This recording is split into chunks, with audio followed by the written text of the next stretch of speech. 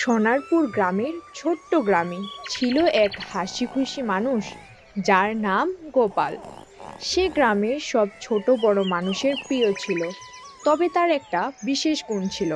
গোপাল খুব বুদ্ধিমান আর একই সঙ্গে দুষ্টু মজার লোক। সে নানা সময় তার মজার বুদ্ধি দিয়ে গ্রামের লোকেদের সঙ্গে হাসি তামাশা করত।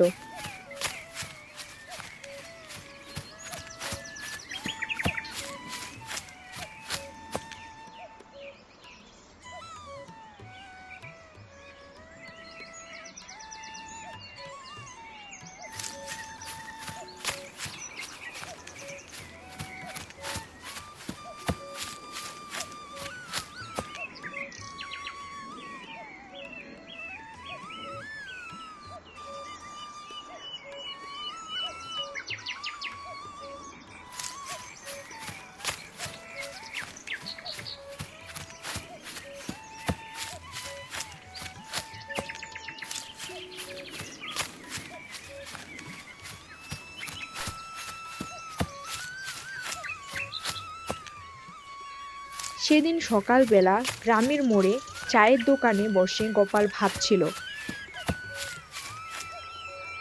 গ্রামের লোকেরা আমাকে একটু সহজভাবে নেয়। এবার একটা বুদ্ধি খাটিয়ে দেখি এদের দিয়ে কিছু করানো যায় কিনা। শোন শোন, আমার উঠানে মাটির নিচে গুপ্তধন লুকিয়ে আছে। যারা যারা চাস তারা আমার সাথে আসতে পারিস। ভাই, গুপ্তধন পেলে তো সবাই কোটিপতি হয়ে যাবে। জানতে হলে আমাদের জীবনে কি বদল আসবে না? হ্যাঁ ভাই, গোপাল মিথ্যা বলবে তা আমার বিশ্বাস হয় না। গোপাল, এবার বল গুপ্তধন কোথায়, নইলে আমরা তোকে ছাড়বো না। এই কথা শুনে গ্রামের লোকেরা বেশ কিছু মানুষ গোপালের বাড়ি চলে এলো। গোপালের উঠানে সবাই জড়ো হলো। কোদাল, হাতুড়ি, ঝুড়ি নিয়ে সবাই খোঁড়াখুড়ি শুরু করলো।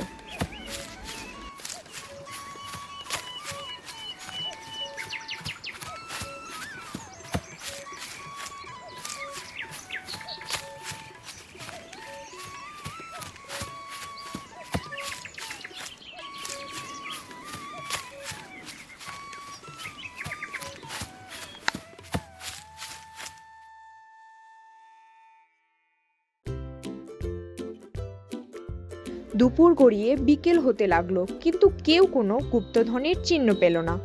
গ্রামের লোকেরা ধীরে ধীরে ক্লান্ত হয়ে পড়ল। তবে এবার গ্রামের লোকেরা বিরক্ত হয়ে উঠল। সবাই যখন রাগে ফুলছে, গোপাল একটা থলে নিয়ে সবার সামনে হাজির হলো। এই যে দেখ দেখ, এটাই আমার গুপ্তধন। এ কি গোপাল, এ তো কোনো সোনাদানা নয়। বীজ আর চারা, এটাই তোর গুপ্তধন? হ্যাঁ ভাই, জমি খুঁড়লেই সোনা পাওয়া যায় না, কিন্তু এই বীজ পুঁতলে শস্য আর ফসল পাওয়া যায়, যা সোনার চেয়েও দামি। সেটাই তো আসল গুপ্তধন। আরে গোপাল, তুই আমাদের নতুন একটা শিক্ষা দিলি।